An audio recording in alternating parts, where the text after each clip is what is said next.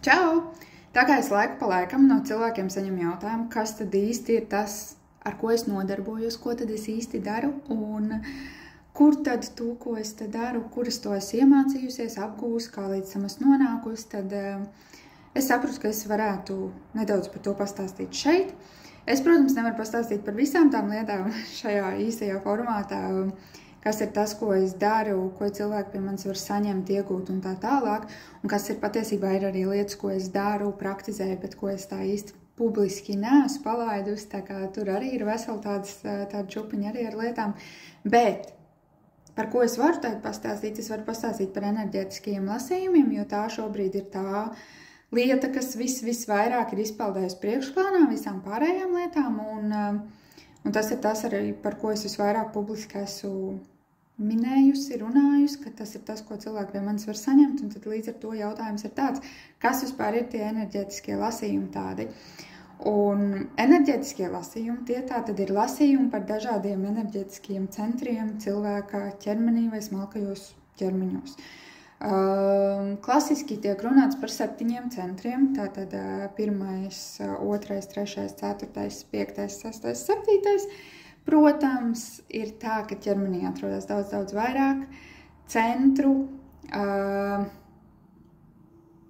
Patiesībā viņi ir ļoti daudz, tāpēc par visiem no viņiem izstāstīt nav iespējams. Es arī pati īsti visus viņus nezinu un neizprotu, bet to pašu pamatu par šiem 7, tas man ir tā kā iedots, tas man ir atnācis. Un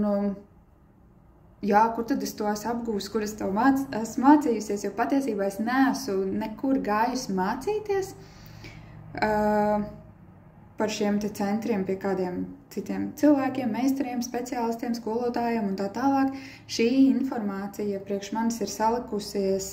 izejot no tā, ko es esmu uzzinājusi, ieguvusi, apguvusi, vadot enerģētisko kursu kopā ar Zenu Kalnozolu.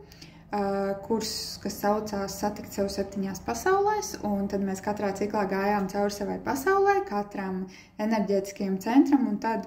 čenelētā veidā mums tika no smalkā plāna puses padot informācija par to, kas tad tas īsti ir, kā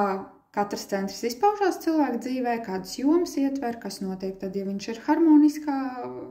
līdzsvarā darbojās, ja viņš ir ārpus līdzsvara, kā notiek miedarbība ar citiem cilvēkiem šī te centra ietvaros un tā tālāk. Līdz ar to tāda pamata bāze šiem te lasījumiem man ir nākus tieši no šī te kursa,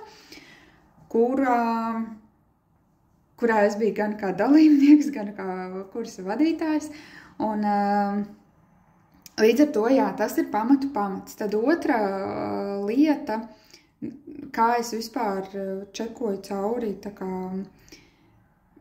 kas tad ir tās enerģijas, kuras katram cilvēkam ir ieliktas katrā centrā, tur nākamais ir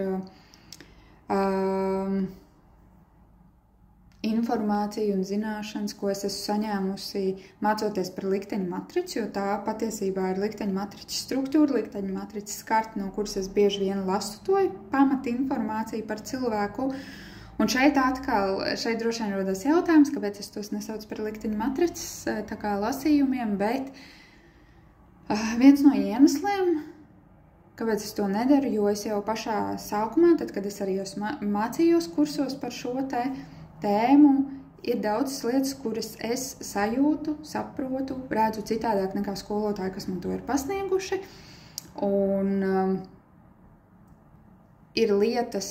jā, tās, ko es redzu citādāk, es nevaru viņas vienkārši tādā veidā, kā man tas ir iedots un iemācīts, nodot to tālāk. Līdz ar to šajā gadījumā, tad, kad es pati gāju šim te procesam cauri par šiem te 7 centriem mūsu pašu izveidotajā kursā, tad tas man iedeva šo te jauno sapratni, jauno sajūtu par to, kad kā tad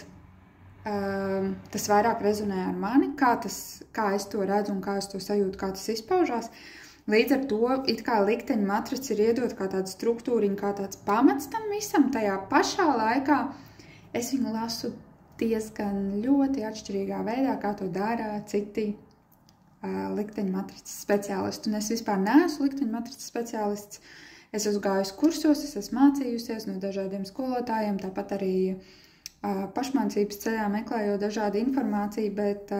nevienu diplomu šajā jomā neesmu iegūsi. Tā kā es jau minēju, likteņu matricas konsultācijas tās nav, ko es sniedzu, un tas ir kaut kas cits. Bet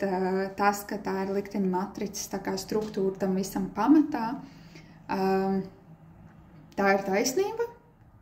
Otrs ir tas, kad ir šie informācija un zināšanas par enerģētiskiem centriem. Un tad ir vēl trešais komponents, kas tajā visā nāk klāt, tas, ka man pašai ir atvēries tā kā savs kanāls, intuitīvs kanāls, sajūtu kanāls, informatīvi enerģētisko plūsmu kanāls, kur es tā kā spēju sajust un savienoties ar cilvēkiem. Līdz ar to tajā brīdī, kad es lasu lasījumu par konkrēto centru, konkrētam cilvēkam, man bieži vien dod to sajūtu par to pašu cilvēku. Un tad sanāk tā, ka liekot kopā gan to informāciju, ko es esmu mācījusies, gan par enerģētiskajiem centriem, gan par matricu kā tādu, plus vēl to, kas man nāk intuitīvi, un bieži vien tas, kas nāk intuitīvi, var tā pilnīgi randomā kaut kādā brīdī atnākt kaut kā, kurus sāku cilvēkam stāstīt vispār kaut ko tā kā aizplūstot varbūt no tās pamata struktūras, bet tas ir tas, kas man tajā brīdī nāk tā kā kanālā, ko ir ļoti svarīgi acīm redzotam cilvēkam dzirdēt, sajust, saprast, uztvert un tā tālāk. Līdz ar to tas ir kaut kas tāds, es nezinu, vai kādam paliks skaidrāks par šo te visu, kas tas vispār ir un kā tas izpaužās, bet galvenā tā doma ir tāda, ka nekur konkrēti par enerģētiskiem lasījumiem mācījusies es neesmu. Tas ir kaut kas, kas ir salicies kopā no tā saradītā, apgūtā, iemācītā mans pašs dzīvē no dažādiem avotiem. Un plus vēl liekot klāt to savu iekšējo sajūtu, savu, tā kā, tas ir, tā kā es viņu saucu par sirds kanālu, caur kur man tā kā translē šīs te enerģijas un plūsmas, un caur to tā tad cilvēks iegūst ne tikai šo te informatīvo